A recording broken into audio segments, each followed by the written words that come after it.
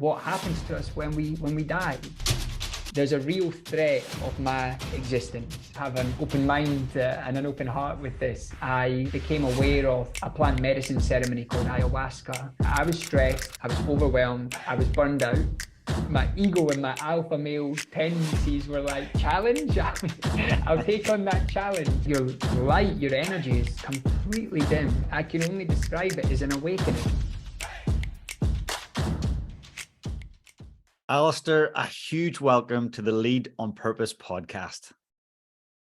James, what a pleasure it is to be here. It's been in the making for quite some time. It really has. I am so honored to welcome you. And what's really special about this, I want the listener to know, is I always have incredible guests, and I always feel really honored to have incredible guests. But today's interview, this experience, this conversation is extra special for me because you're a dear friend. You're someone who I really am inspired by, someone I feel deeply connected to, and someone who has coached me and helped me through challenging situations. So it's just incredible to have you here today. Well, I feel exactly the same, James. You know, I was trying to figure out before we came on how long we've known each other now, and I think it's coming up to 3 years after we met, you know, as part of a group experience online and a training experience that we went through for 12 months together. And it's just you know, our friendship and our connection has inspired me in so many ways as well. So the feeling is completely mutual. Well, I'm so excited, mate. Thank you very much for saying that. And I guess the one thing I want to just probably address for the listener and just chat to you about is the fact that in this day and age, there's such a lack of focus. And I feel it myself. I'm distracted by notifications and emails and commitments. And so I'm really focusing on how do I become more aware? How do I really embrace presence? And when I was in the UK, I sat in one of your amazing sessions. It was about 7 o'clock in the evening, and it was an Awakening the Love session. It was incredible. And your ability to hold space and heighten awareness is phenomenal. So I just wondered if I could put you on the spot and ask if for me and the listener who's listening right now, could you help us really become deeply present and heighten our awareness and maybe take us on a meditation? Absolutely. Listen, I would love to. And it's, you know, it's interesting because quite often before sessions with clients, and also if I'm giving any talks or workshops, I often begin with a meditation. So I would love for us to begin this conversation in the same vein. And of course, for anyone listening, they can join in as well, providing they're in a place that allows them to close their eyes and become still. Obviously, if they're driving their car, please don't do this at this time. You know, disclaimer. You can fast. Yeah, disclaimer, exactly. But I would love to talk you through a meditation, and like I said, invite anyone who's listening to join us as well. Thank you. Shall we jump into it? Let's do it. I would love that. Okay, amazing. So I'm going to invite you then, James, and like I said, anyone that's listening, if they're listening at home or in the office, or they can find a quiet or a comfortable space, then, you know, please join us. If you need to hit pause to find that space, then you can. And I'm going to talk you through, only for a few minutes, a meditation that will enable us to bring our awareness into the foreground of our experience, to bring what I would describe as our innate nature into the foreground of our experience. And what this allows us to do, or should I say what this allows us to be, is more present. And from all of the work that I've done with, you know, countless clients and hundreds of students, possibly even thousands of students, is it allows us to, in any moment as we move throughout our day, tune back into this essential nature and to find what I would describe as an inner sanctuary, you know, a space within ourselves where we can remember and realize that we are peaceful, that we are joyful, that we are loving, that we are present. And so this is a practice that you can do throughout your day. I call it clearing the space. You know, you can pause for a few minutes and reconnect to this space within us. So if that sounds good, James, I'd love to invite you into this space with me now. Let's do it. I love it. Okay, amazing. So if you feel comfortable, you can close your eyes. And for anyone listening, if closing your eyes doesn't feel comfortable or you're not in an environment that enables you to do so, then you can soften your gaze and focus on a point in front of you.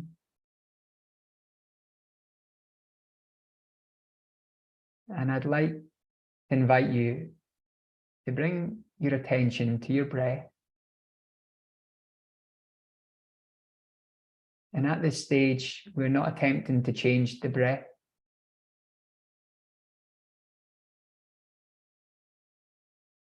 We're simply beginning to notice the rhythm of the breath. Observing the breath as it moves inwards and outwards. And you may find that your mind begins to wander. It's very natural for it to do so. And if that's the case, whenever you notice the mind wandering, you can bring your attention back to your breath or to my voice. And pay attention to the in-breath and the out-breath.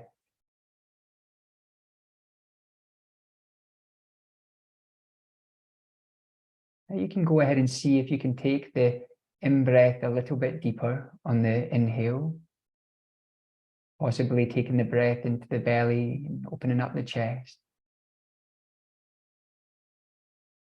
And then on the exhale, just allowing the breath to be relaxed and released. And again, on the in-breath, taking the breath a little bit deeper. And as you exhale, relaxing and releasing the breath, almost like a sigh.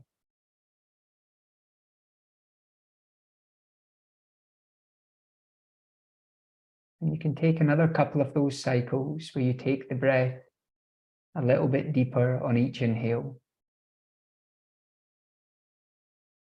And then on the exhale, relaxing and releasing the breath, and also relaxing and releasing any tension that may be present in the body.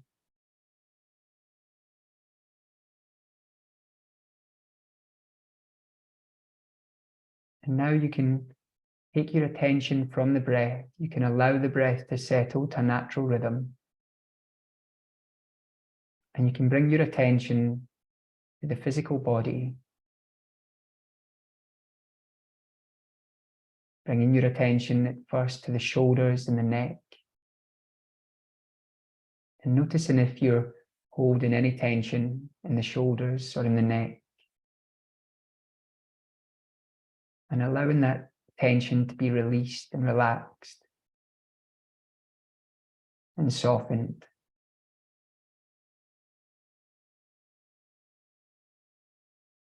And taking your attention to the jaw. And again, noticing if you're holding any tension in the jaw. It's often a space in the body where we tend to hold tension. And so take a moment to relax and release any tension that may be present in the jaw. Allowing the muscles to soften.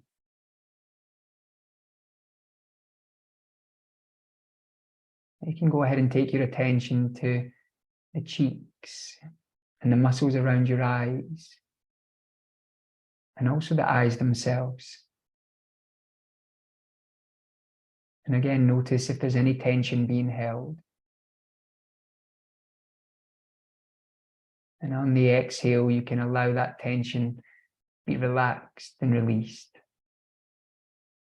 We often hold a lot of tension in the eyes, especially considering the amount of time we spend on devices.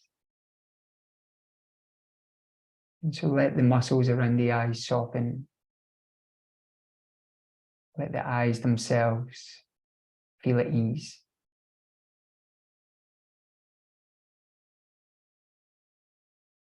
And then you can go ahead and take your attention to your forehead. And again, notice if you're holding any tension in the forehead. And with each exhale, see if you can soften the muscles in the forehead. And relax and release any tension.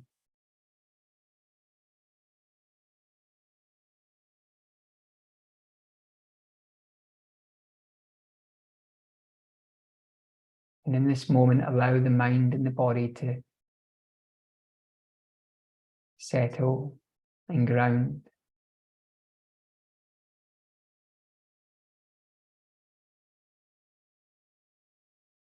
And in this space, see if you can bring your awareness to your awareness.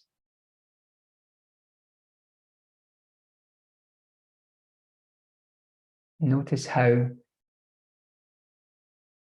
you are aware of the breath. You're aware of the body. Notice how you're aware of my voice.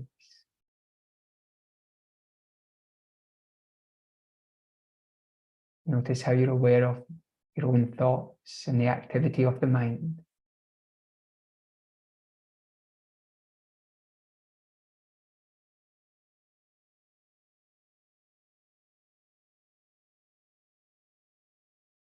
And notice how this awareness is always present,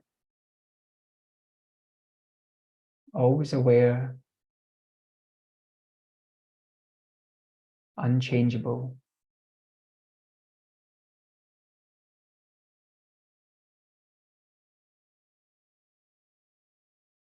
And then into this space of awareness, you can welcome your breath back in by bringing your attention to the breath.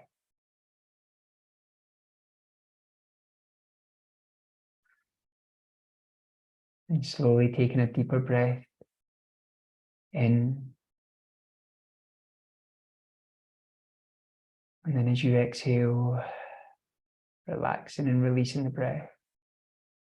Let's take another deep breath all the way in. And then relaxing and releasing the breath. Let's do one more deep breath all the way in. And then exhale.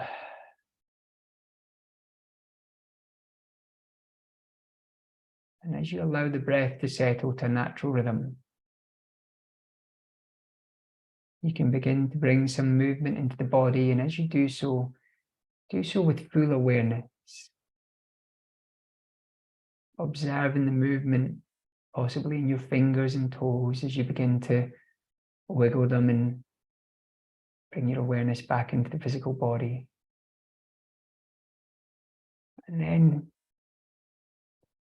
moving the body in whatever way it feels natural to in this moment. It could be to stretch your arms or your shoulders. And taking a moment just to honor this space within you. And I always like to end a meditation by inviting you to place a smile on your face. And in your own time, you can begin to open up the eyes. You can bring yourself back into this space in this room, but with full awareness of the physical body, of the space that you're in. Welcome back. Alister, that was amazing. We don't often get a chance to do that on the show. And I hope that the listener has taken the time to really embrace their awareness.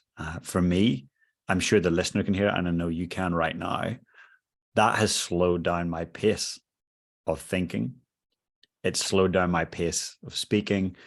And I'll be honest, that's not intentional. That's the effect and the impact of taking time to go inwards and focus and be still. Now, I resisted meditation and mindfulness for so long. I'm a pretty fast-paced individual that's always chasing things and goals, and I resisted it. But when I let meditation into my life as a practice, as something that could help me be a higher performer, be a more fulfilled human, be more connected as a parent, as a partner, it was a game changer. So I want to say huge thanks for creating that space for me and for the listener. That was really special. You're welcome, James. And would you be open to me asking what you noticed as you went through the meditation? Yeah. So, for me, I do have a very active mind. And, for me at the start, I was thinking, oh, I've got so many questions I want to ask Alister. So my mind was like, I want to get to these questions and I better not forget those questions. And then all of a sudden I was like, oh, I'm being not instructed, but I'm being encouraged to focus on a specific aspect of my physiology. And all of a sudden it became one thing. All I had to think about was one thing. So my attention was like honed in on the breath. I was like, oh, this is a relief. I felt a sense of relief. And then as you went through my forehead and the eyes, I was like, this is so liberating to just for a moment switch off from the world and switch on to one simple thing, which is the physiology of the body. So yeah, I felt really relieved and liberated just by doing that for a short period of time. Yeah, amazing. Thanks for sharing, James. The reason I ask is a couple of things that you mentioned, the idea of slowing down, and how, having known you and also the group that we're in, there's a lot of successful, high achieving individuals, and we tend to move fast as business leaders, entrepreneurs, and that also tends to be the kind of general mode for society to follow. Everything's fast.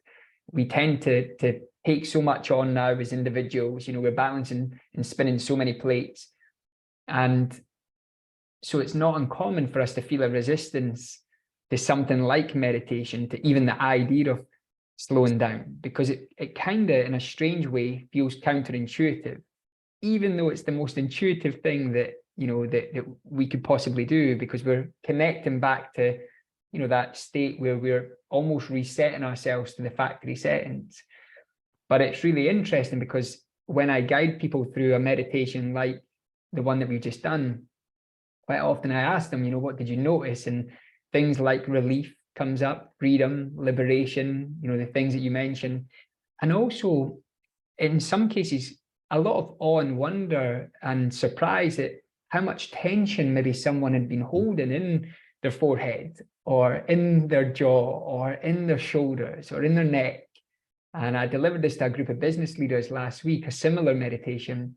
And, there was, employees of this company saying, I never realized I was holding this, like in my head and in my eyes, especially.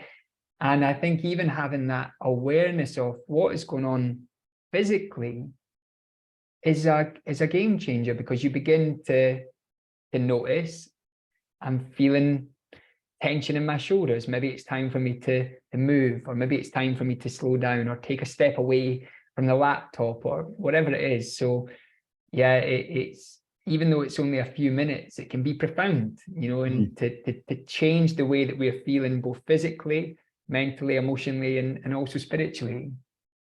No, it really does. It's incredible. So thank you. And I wanted to actually ask you, so, over the years, you've worked with some incredible companies like Nike, Google, YouTube, Dropbox. The list goes on, the who's who of large corporates and companies.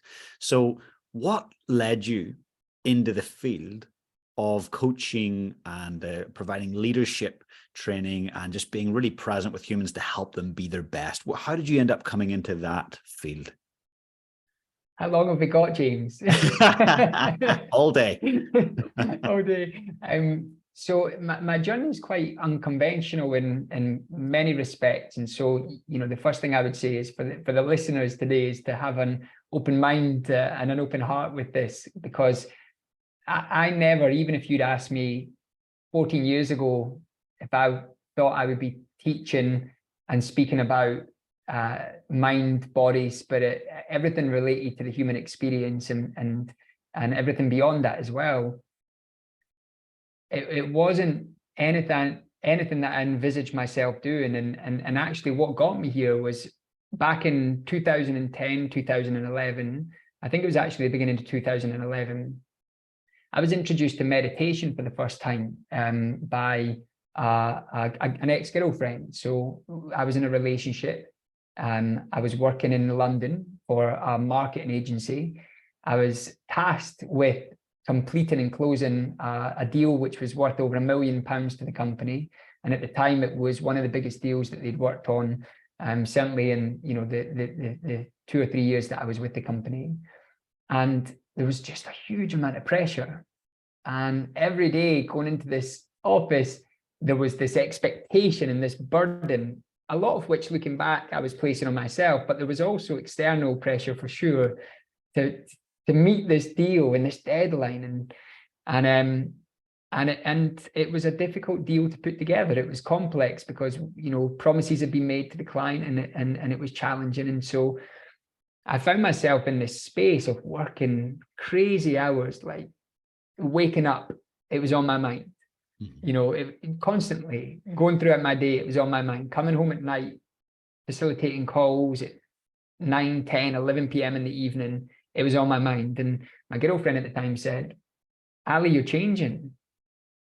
She was like, you're changing. You're not present in our conversations. Like, your light, your energy is completely dim.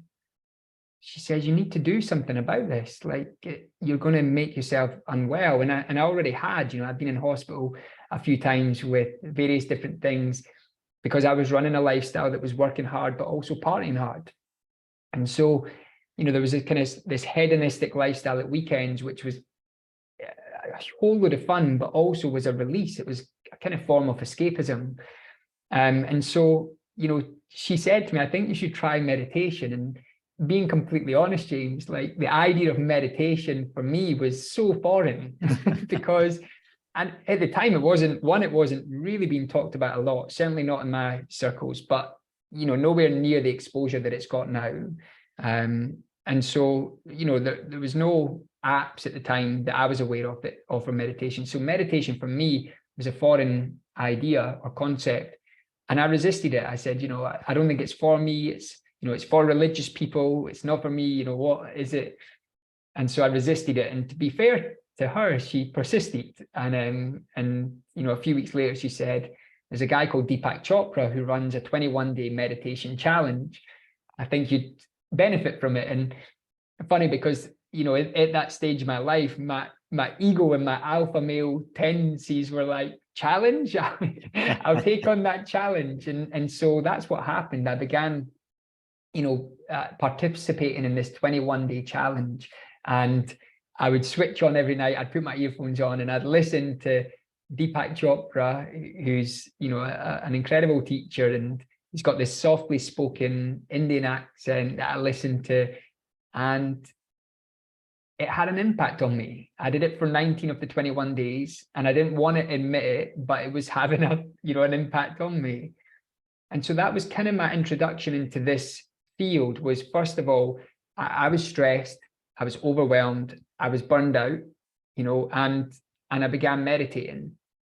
And as I was listening to these concepts, Deepak Chopra would be speaking about these philosophies and ideas that made no sense. And actually, I found myself laughing at first because he'd be talking about the field of pure potentiality, and he'd be talking about the cosmos and the universe. And I'm like, what is this guy even talking about? And coming from Leith in Scotland, growing up, these were not terms that were thrown around regularly.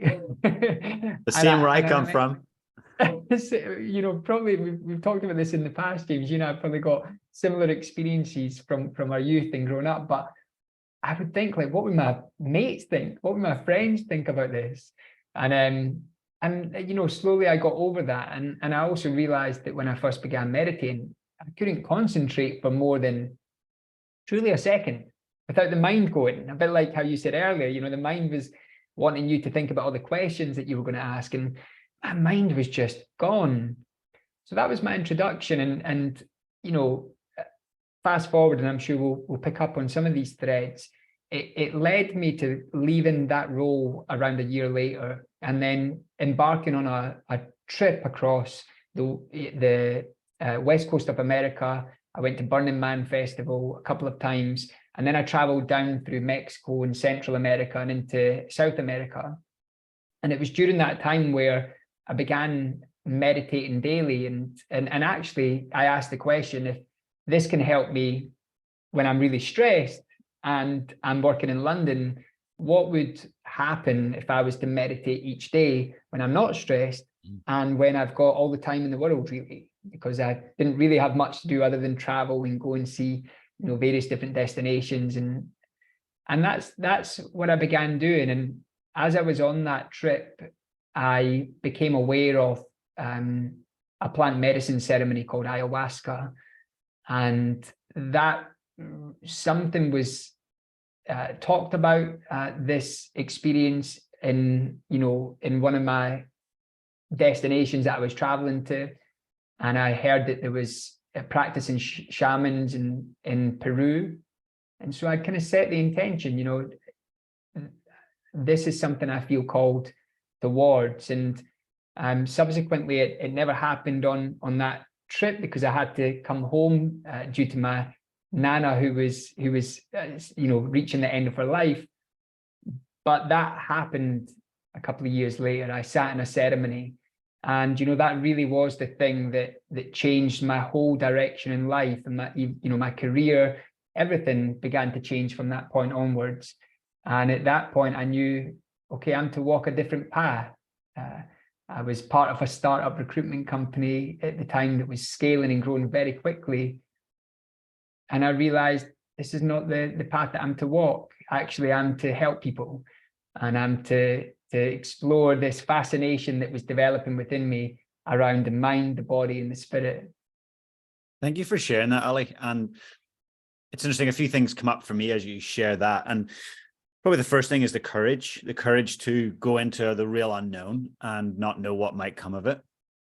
And I think that every one of us, and I certainly know that 99.9% of our listeners will be going, I listen to Lead on Purpose, one, because I love new insights and connect with great leaders. But the other side of it is I want to be on purpose more often in my life, in my relationships, with the people that I love, with the people that I serve, with my clients, with everybody around me. And so to me, this experience that you had really helped you uncover your deep purpose. And to me, what you were doing there is no different than what the listener is doing today. Obviously, it's a different experience, but you were on a journey to discover your purpose, as is the listener right now. How do we hone our purpose and refine it? A very similar experience happened for a friend. He's a film producer in LA, and he went and did the ayahuasca in South America, and it really changed the direction of his life massively. Now, can we talk about what did change? So when you came out of the ceremony, what were you called to do? What direction did you get taken on? Yeah, and I love, James, how you've likened it to this experience, because actually I feel like everyday life is kind of one big ceremony now, and you know, and we're all searching and seeking for that sense of purpose. And if we really, really break it down, we're also all seeking and yearning for the same things in life. We all want to experience more love and connection, and we all want to experience more happiness and joy. You know, and if we break everything down and we distill it, those are the things that remain, you know. And so that experience with the plant medicine ayahuasca, you know, I can only describe it as an awakening. And I went in with no expectations. And although I'd been meditating for a number of years, and I was definitely interested in Eastern philosophy, and I was interested in indigenous cultures, and I was interested in really in anything that carried answers to what this experience of life is all about. That was where my fascination was beginning to move towards. And I think that was also driven by the fact that a number of my close family members suffered with, you know, mental health challenges, and so depression and anxiety and apprehension, and so there was kind of like this fuel within me, which was to try and understand how we can feel happy, connected, fulfilled, joyful, and full of purpose and meaning, and equally not be consumed by these illnesses and experiences that I'd seen so close to me with my family members. So, going into that ceremony, I didn't have any expectations, but I knew that it was going to be powerful because I'd read about it. I hadn't read too much about it, which I think was also to my benefit. But the experience itself was, to try and put it into words is so difficult, because it was in some ways otherworldly. It involves a psychoactive compound, and equally it woke me up to a realization that we are definitely not just this one individual going through life, and that you're another individual going through life, and we're completely separate, and there's no sense of interconnectedness. Actually, the opposite. Like, what I experienced in ayahuasca was that we are absolutely interconnected, and we have this interbeingness with everything. And it kind of took me on a journey that felt like 15 years of therapy in 6 hours. And it was one of the most beautiful experiences I had, in terms of the love that I felt during that experience I'd never experienced before.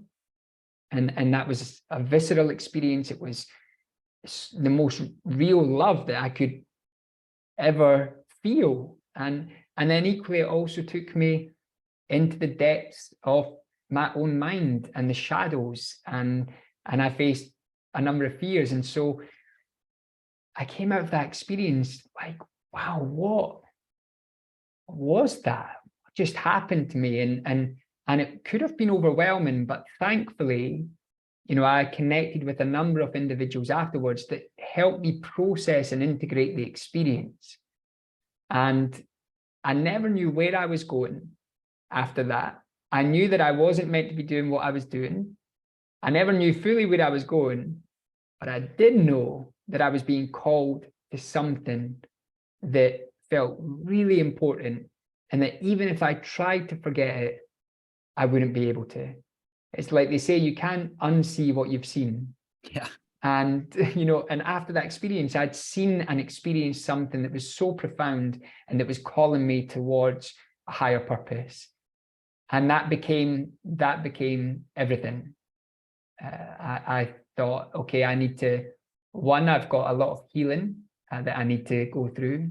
I've got a lot of processing and integration, and I want to learn more about this stuff. I want to learn more about, the human spirit. I want to learn more about what it is that interconnects us all. I want to learn more about, what happens to us when we die. I want to learn more about, like, what are these shadows and these fears that were presented to me in such an obvious and in some cases terrifying way. Like, that was in me. What was that? Mm-hmm. And so I became a guinea pig essentially for this experience, and I committed myself to saying, well, I'm on a path now. And I think, I could have made the decision at that point to turn back and go back to my nice life and my very high paid job,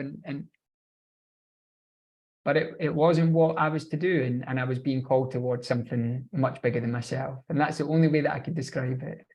It's a great way to describe it. Makes it, in my mind, that ethereal experience that you went through, it just makes it really clear how that has influenced your decisions. And, my first reaction when I first started looking at ayahuasca and studying it, and my first reaction was like, whoa, like, what if it sends me off on a track where I become dysfunctional and I can't pay bills and I can't be a good dad?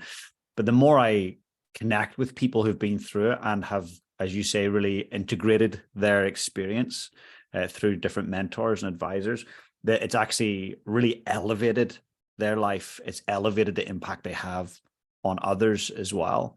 And, that whole idea of the shadow, I want to just explore that for a second, because we had Dr. Don Green on the show about 6 months ago.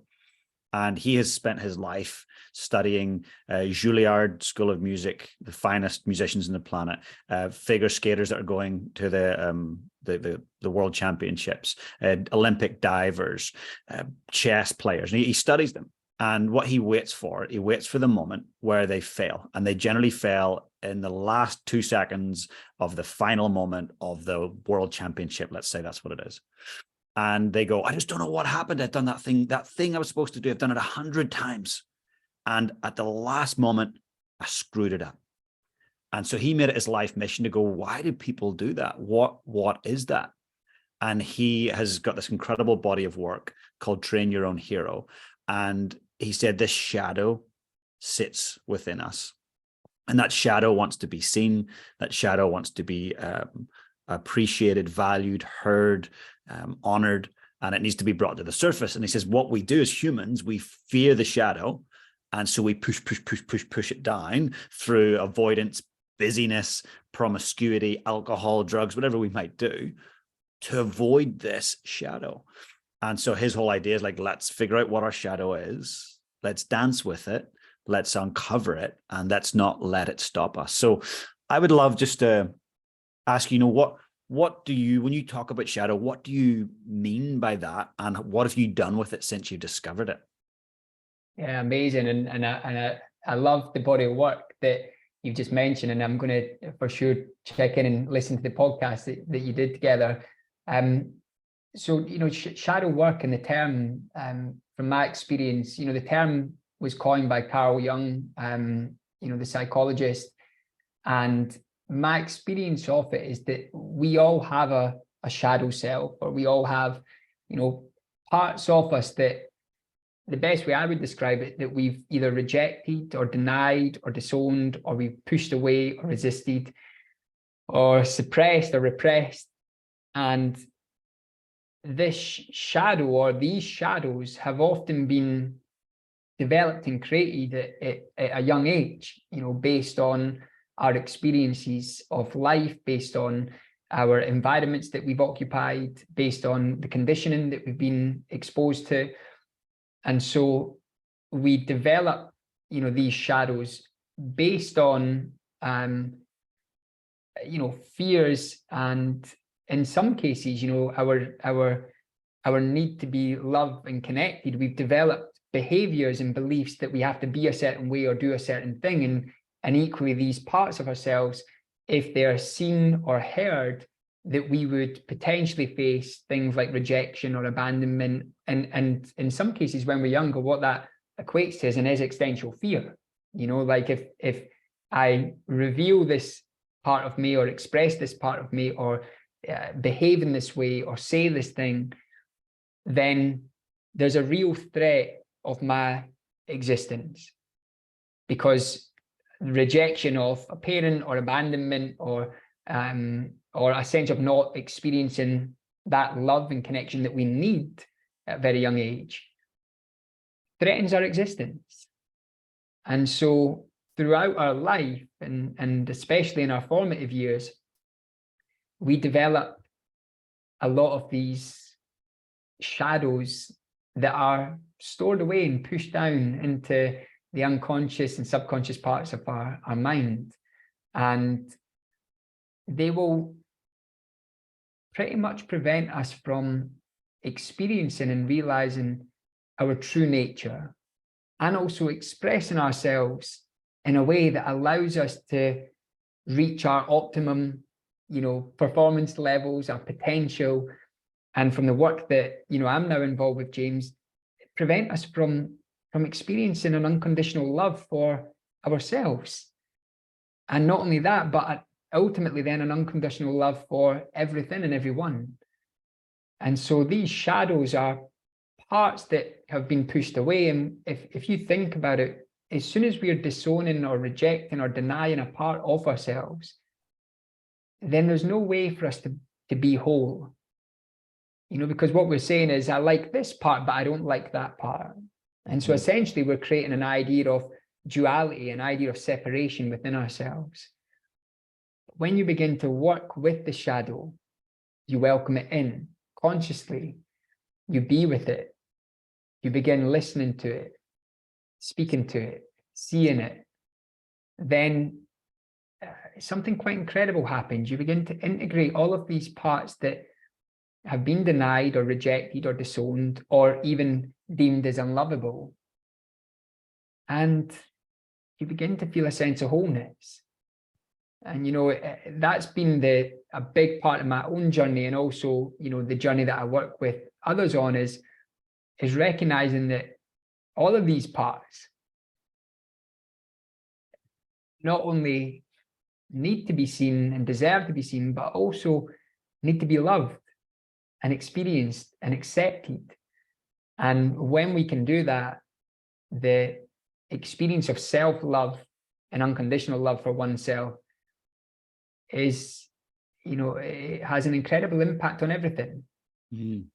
Because when we love ourselves and we realize that actually we are whole and we're perfect as we are, then we begin letting go of the need to prove ourselves, the need to strive, the need to seek that attention and that love from the external world. And although in some cases people think, well, that would mean I would lose my edge, or that would mean that I would, lose the very thing that's got me to this point, I've found the opposite to be true. I find that when you're fueled by this love, rather than a fear of not being good enough, of needing to prove myself, when you're fueled by a love, that never runs out, that fuel. And actually you tap into an inspiration and a motivation and a creativity that is endless and infinite in its nature. So yeah, this is the power of integrating those shadows and really spending time with them and allowing them to be seen and heard, is that it leads us to the realization of a beautiful inner world that is full with love and peace and compassion and empathy and acceptance and all of these things.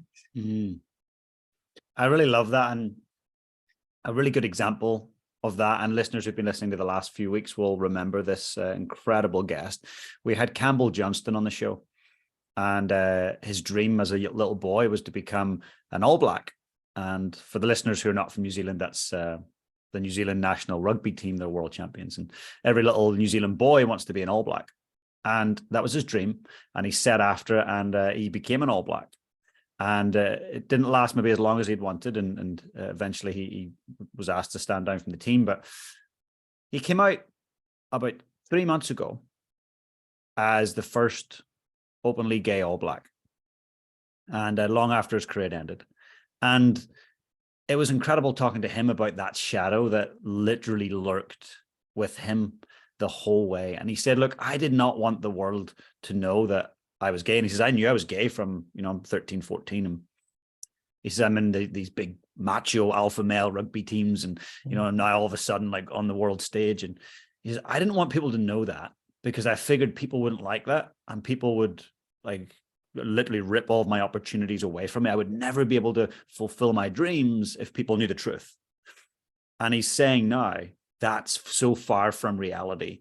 And he wants to set the tone for other people who want to address whatever part of their life is holding them back, or they're hiding, and say, hey, be you, and you can still thrive.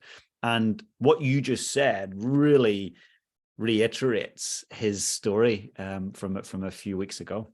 So thank you. Yeah, that's beautiful. And I love that the message is be you, and you will realize even beyond what you could imagine is available to you. And and that's been part of my own journey, James, is the message that I talk about now, which is all about love and awakening to what I would describe as our true nature.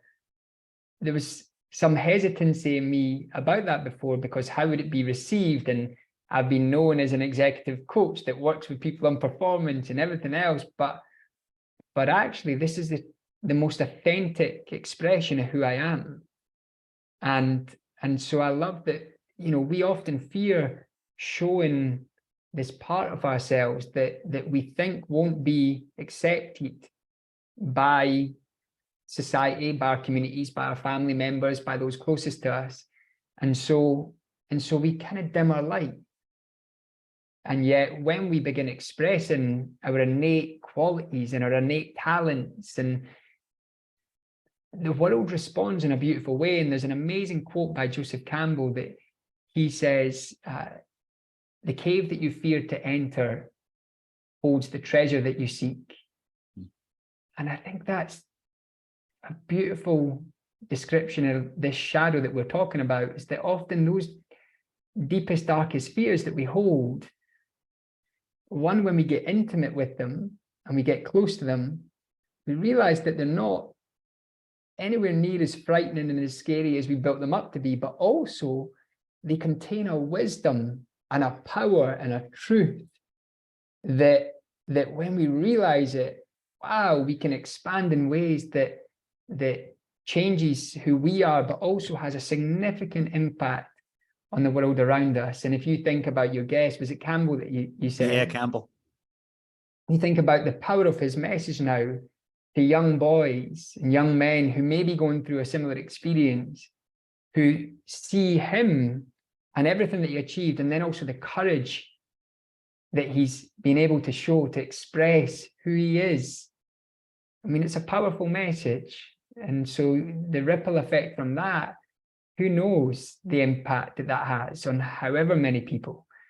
But it's beautiful. And I think that's the power of the shadow, is that we often fear it. We don't look at it. We push it away. We resist it. The only thing I've found is that by looking into it, by becoming intimate with it, is you begin to realize more of your wholeness. And if we ask what is our purpose in life, I believe it's to realize that, to realize our true nature, and then to express it into the world in every interaction and every environment that we find ourselves in. That's beautiful. That's seriously beautiful. And it's interesting that you mentioned about, look, I was an executive coach and I'm in a similar field, and often we get these ideas from leaders that to lead, you can't be too soft. You've got to be hard and you've got to be ruthless. And it's really interesting because I think that model has been, there's some old school leadership around, you've got to bark the orders. You've got to make sure you don't get too close to your people. And, because if you get too close, it's going to be hard to make those tough calls. But in fact, I've seen the best leaders that have the highest performing teams and individuals within those teams are leaders that are very highly aware, are more often than not softly spoken, are very empathetic, and they lead with love. And I truly think that that's the next stage of leadership, is leading with love. So I'd like to ask you, how do you think leaders should go about leading with love? It's a great question. And I love that you've described that as almost like the next evolution of leadership, because, I've noticed the same things, James, with the clients that I've worked with, is that obviously some clients have been on this journey with me over the last, however many years. They've seen these various different expansions of who I am and the work that I do.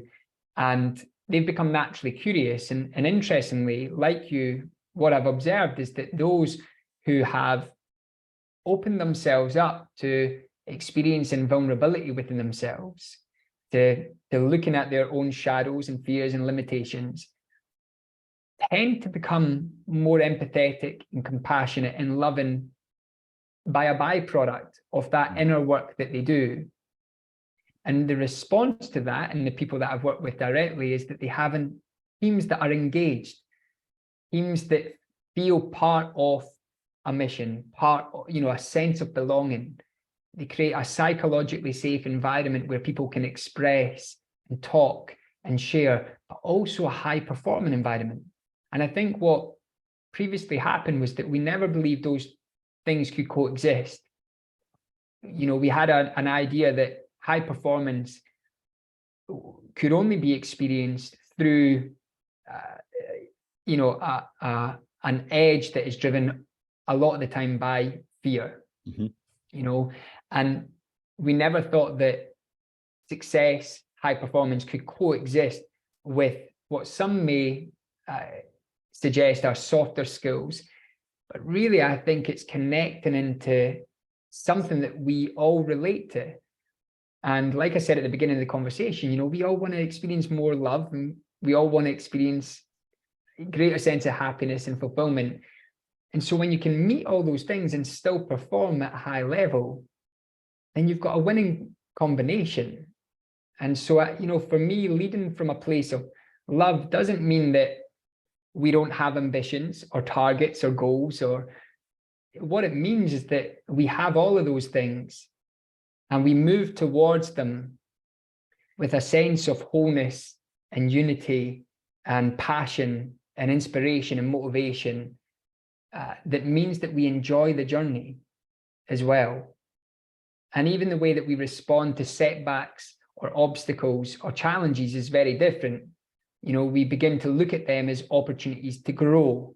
We begin to look at them as opportunities to access more of our innate potential, in the same way that shadows and fears are opportunities for us to access more of our true nature, more of these innate qualities. And so leading from a place of love for me is using our everyday experiences with our teams and our organizations and ourselves to realize a sense of meaning and fulfillment in our everyday lives. Mm-hmm. And if we have that, then what I've learned is that the performance is often a byproduct of that. I don't know if that makes sense, James, or what you I 100% resonate with that. And as you share that, when I hear what you describe leading with love means, I get such a strong connection with what I believe leading on purpose means. So how you just described leading with love, I would easily describe leading on purpose the same way. And, you know, I think when there is self-love and there's love of the greater whole, that we lead better and we get better outcomes. But all too often there's a metric focus. And often you might be similar, but, you know, I've had some incredible people come to me for one-to-one as a one-to-one client, and they'll say, look, the big focus is this year. We want to hit that big target. That's why I want to come to you. And, you know, this is what we need. And like 3 sessions in, we're talking about the way they're avoiding difficult conversations with loved ones, the way they've got disconnection with the people that matter most in their life. And we actually spend most of our sessions focused on self-love and building better connections and relationships and well-being. And in the end, they hit their metrics, but it's been through working on all these important things, not just monomaniacally focusing on the digits and the numbers. Have you found something similar when you've been working with clients? Yeah, exactly. I mean, I think you've touched on the most important thing, is that we're holistic. You know, as human beings, we have all these different aspects of our experience, whether that's personal relationships, whether it's friendships, work performance, career, finances. Like, there's all these various different elements. And recognizing that, you know, there used to be an idea that you've got to keep personal life separate from work life. And the truth is, that's still, I suppose, an idea that is suggested in many work environments, but it's kind of impossible, you know, because even if we're in the workplace and we're fully focused, if something's not quite right at home or within ourselves, then as soon as we leave that workplace, we're back to thinking about that thing, or we're back to thinking about that relationship, or we're back to, and so for us to deny looking at those things, especially in the context of, say, professional coaching, but also I think in the workplace, when we deny guiding our team members or the people that we work with through those difficult experiences and allowing them to be seen and heard, then essentially we are preventing, there's almost like a film or a layer that's placed over that individual's vibrancy or their light. And it might not be noticeable in every day, but over time, it begins to corrode at that individual. You know, it's like a corrosion. And so, you know, this is how I think we see so many people going through burnout in the corporate environment. You know, there's so much pressure. They go for so long, and then this corrosion is just happening underneath the surface. And then stress begins to form, and then a sense of anxiety and apprehension. And then, of course, mental health challenges become even greater. And so like this, you know, if we ignore or deny these other aspects of the human, then at some point that human is going to find themselves entangled in their mind. You know, they're going to find themselves entangled in the content of all of their experience. And they're going to lose some of that light that is their innate nature within them. And so, you know, leading from a place of love and going back to the idea that you said, where you would have a client who comes and they want to have a focus on one area or one outcome or one goal, but then over the course of the partnership, you begin looking at all these other aspects. Well, that's leading from a place of love as well, is that when we can help an individual to feel whole within each part of themselves and in life, then that individual is going to perform and express and show up with a different energy and a different vitality. And I think that for me is leading from a place of love. It's being able to recognize that what is in me and the desires that I hold are also in you. And that together we can work with one another to realize, you know, that incredible reservoir of creativity, of imagination, of potential, of purpose that's within us. And I'm going to help you to do that by understanding who you are, what's going on for you, what do we need to do, or how can I support you to realize more of this potential within you. And look, Al, you've been instrumental in helping me. So the group that you and I joined, 12-month mastermind, essentially, with some incredible global high performers. I joined that to grow my business, to grow my revenue. That's why I joined it. That was it. And you and I connected about 2 or 3 months into that. And I was like, there's just something about this Alister guy. I need to get to know him. I don't know what it is, but like, he's a cool guy.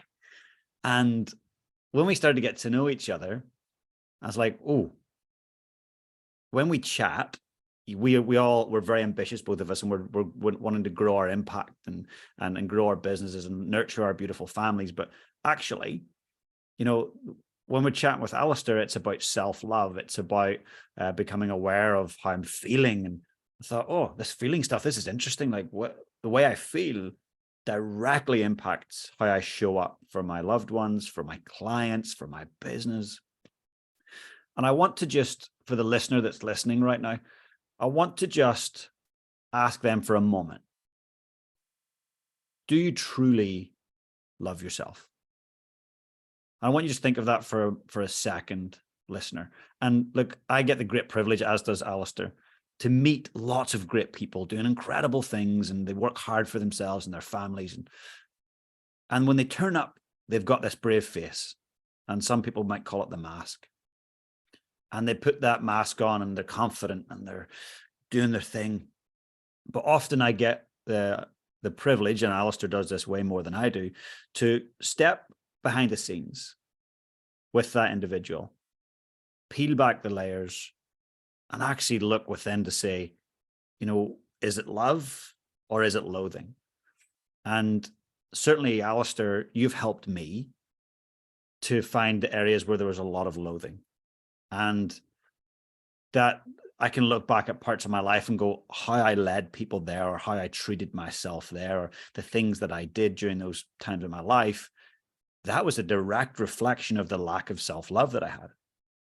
And so there'd be a period in my life where I thought, working on self-love, how's that going to help my business? Working on self-love, how's that going to impact anything and anybody? That's just going to be a waste of my time. I'm too busy. Let's get back to doing busy stuff, right? Yeah.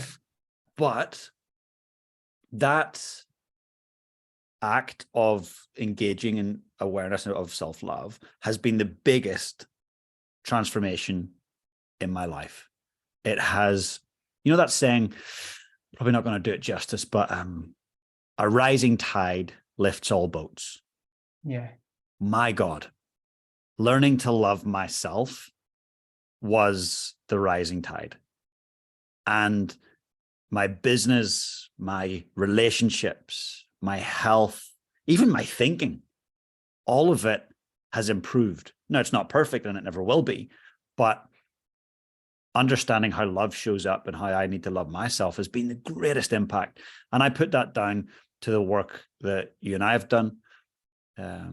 Even just, it's interesting how some of the stuff you put on Instagram, your Instagram blows my mind. Like some of the stuff you put on there just hits me exactly when I need it.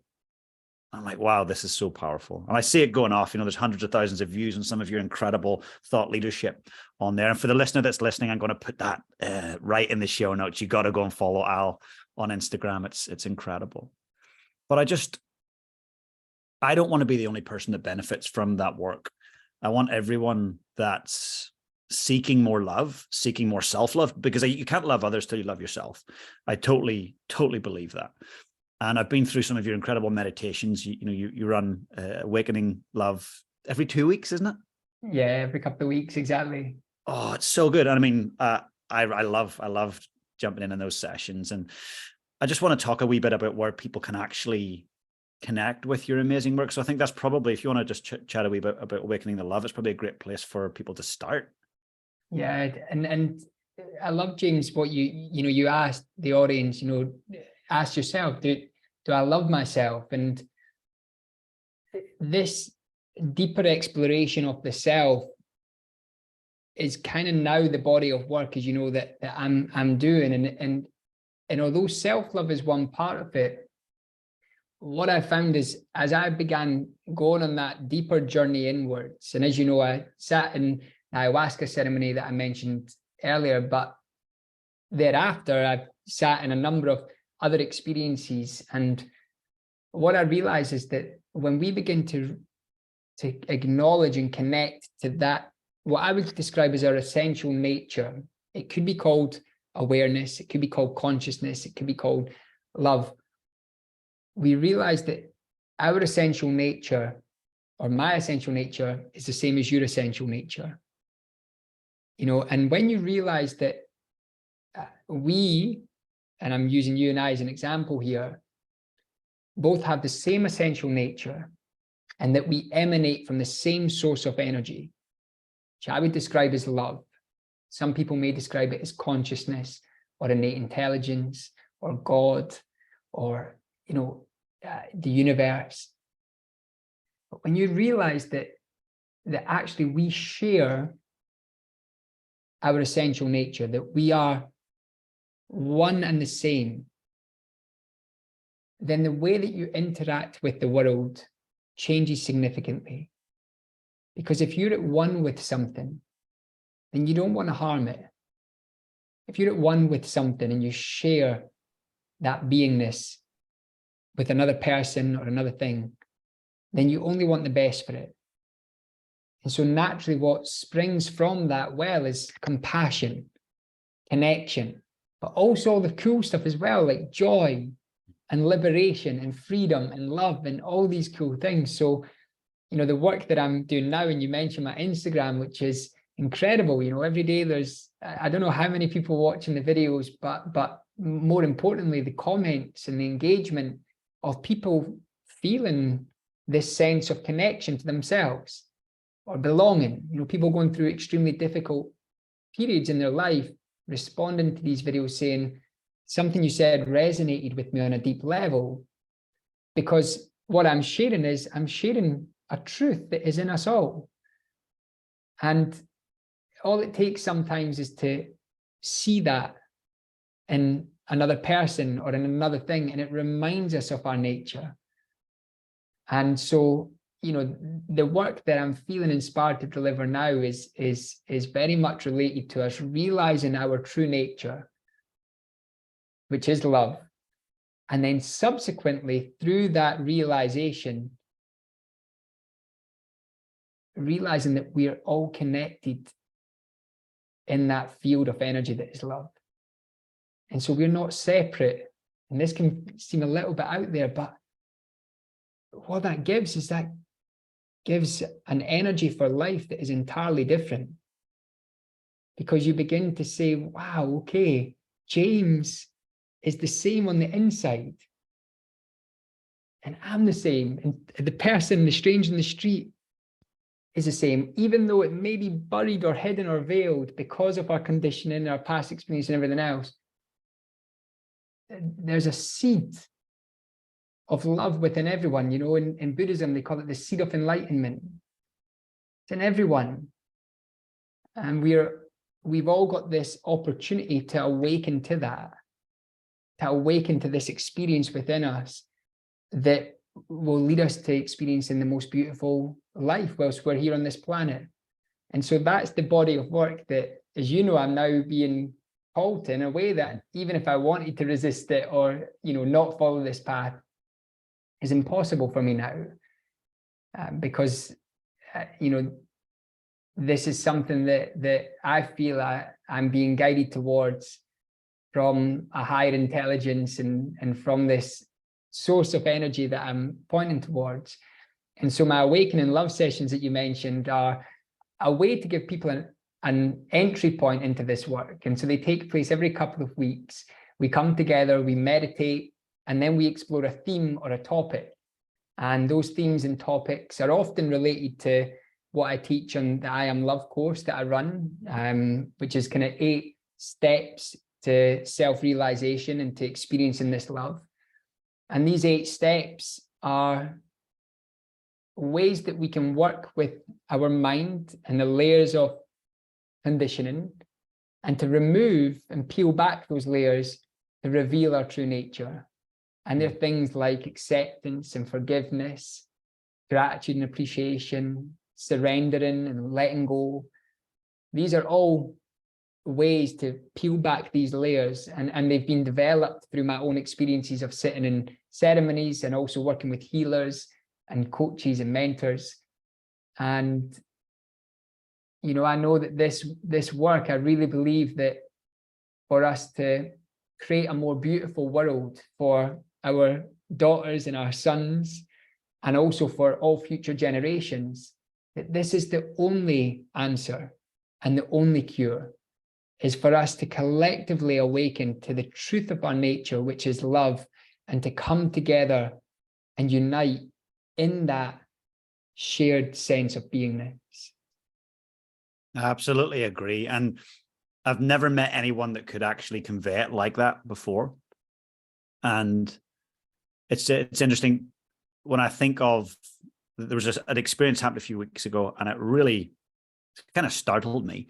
So when you were talking about, you know, we're all one, and in the inside, I'm the same and you're the same. And the first thing that comes up for me is like, but what about the really bad people in the world? And I'm sure one of the listeners that's listening right now has probably said the same thing. How can we be the same as a really, really bad person? Something really startling happened a few weeks ago. And there was quite a in-depth, intimate documentary on Osama bin Laden.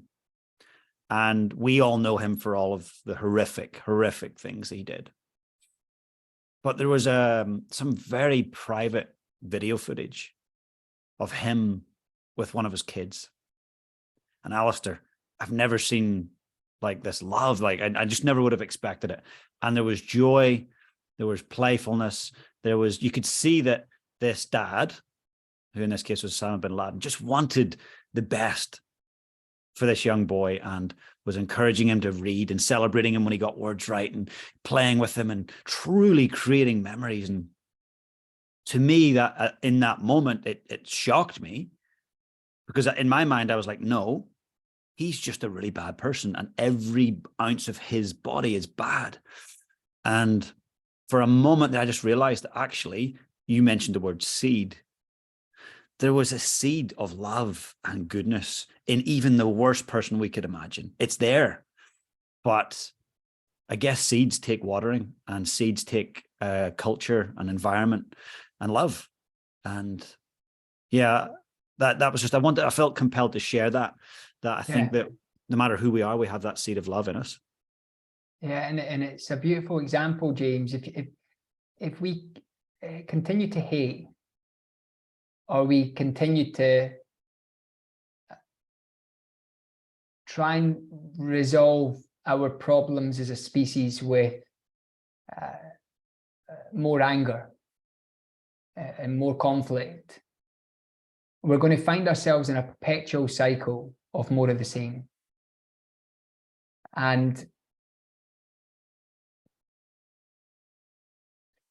And all it leads to is this idea that there's us and them, that there's object and subject. And in that space, we're going to find ourselves trapped, like I said, in this perpetual cycle of fighting, of conflict, of anger, of resistance. And the only way that I can see that ever ending is if over time, and I don't think it will happen in our lifetime, I think this is an evolution of consciousness, but over time that we begin awakening that seed in more people. And then as parents, we break the generational patterns that have been handed down to us, the traumas, the wounds, the shadows, and in turn, we begin raising our children from a place of love and wholeness.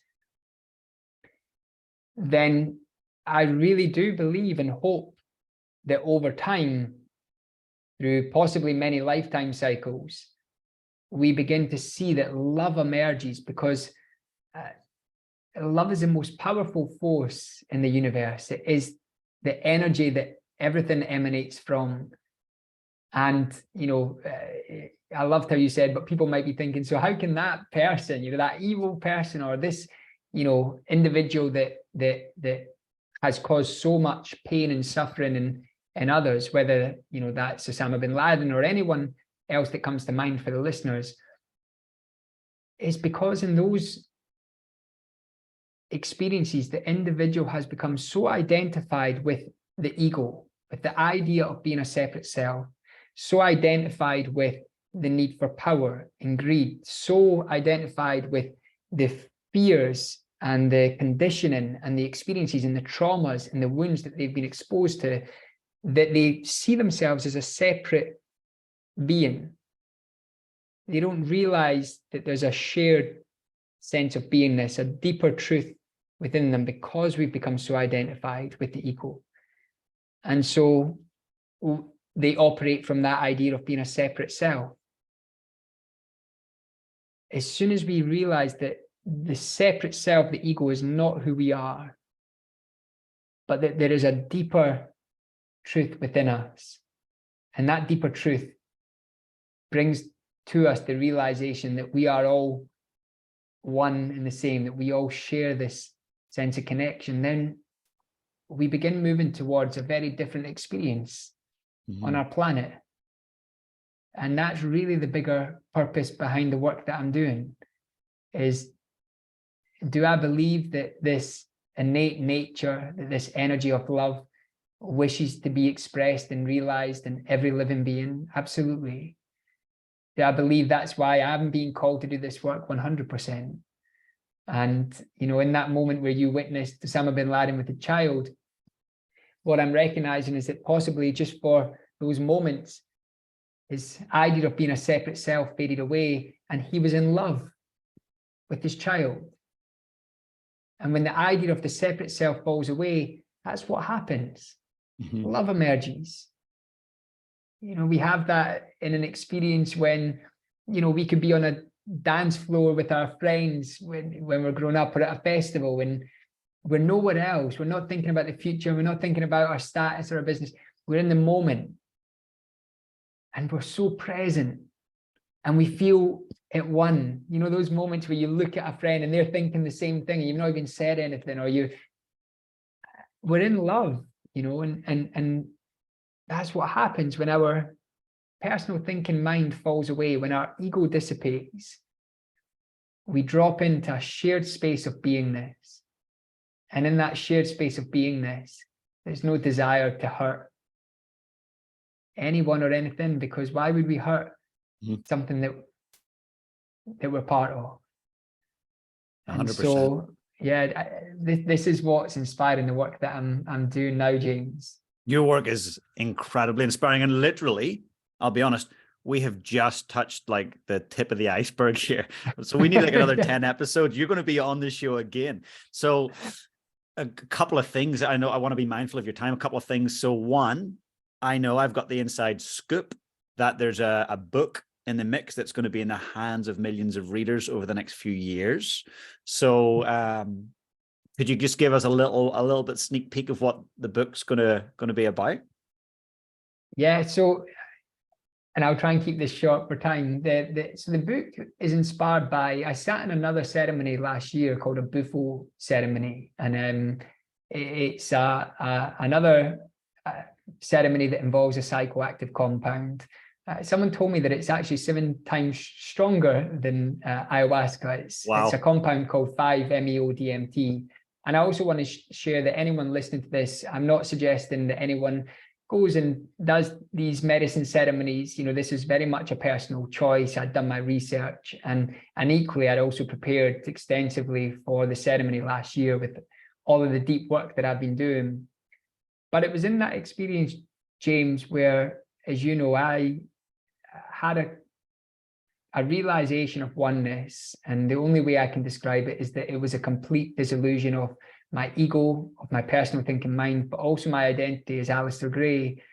And I realized this truth, which is we are all love, and that we are all connected, and so that inspired a program that I've created into a course. And it's, like I said, these 8 steps to realizing the truth of our nature and to opening up our heart. So I'm in the process of writing that at the moment. And, you know, that's essentially going to be a guide that enables people to consciously go through these steps, which will help them heal, which will help them bring awareness to shadows, potentially some traumas and wounds that we've been carrying through life.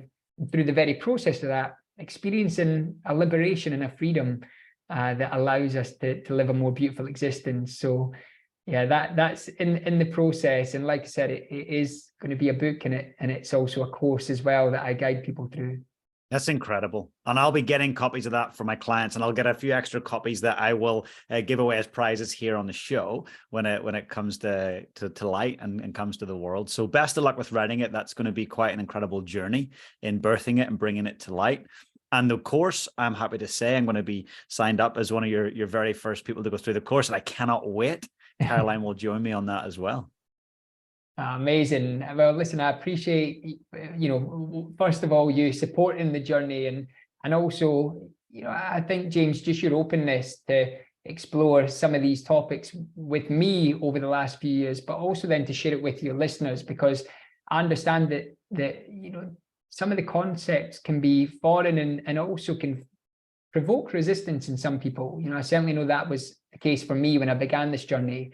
So I just wanted to honor you and thank you, James, for, you know, opening up this space and for being courageous in your own exploration to find, you know, different ways of leading on purpose. So thank you so much for having me. Thank you, Al. I'm going to sneak one last question in. I can't let you go without this one. We're going to fast forward to the very last day of your life here on Earth.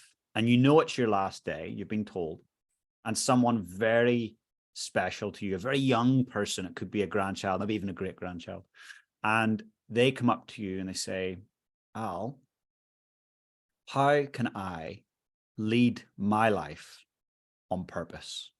What would you have to say to them?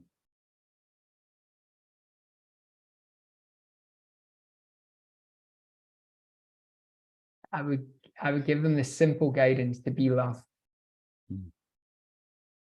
And that would be it. Be love. I love it. I love it. Well, with that, I want to encourage the listener right now to be love, to love oneself, and to have the most incredible day, because I know that what we have shared and talked about has impacted me. I can feel it, and I have no doubt that the listener will be feeling the same way. So Al, thank you so much for creating this space. Thank you so much, my friend. What a pleasure it is to spend time with you, James. Thank you so much, mate. We'll see you soon. Thank you. Bye-bye. Hey guys, if you enjoyed the content today, please smash that subscribe button below. And if you want to become part of my community, I've got an amazing free Facebook group. Please come and join us. The link is in the description below. And also, if you've got any questions about today's session, I'd love to know. Just comment below and I'll be sure to get back to you guys. Have the most amazing day.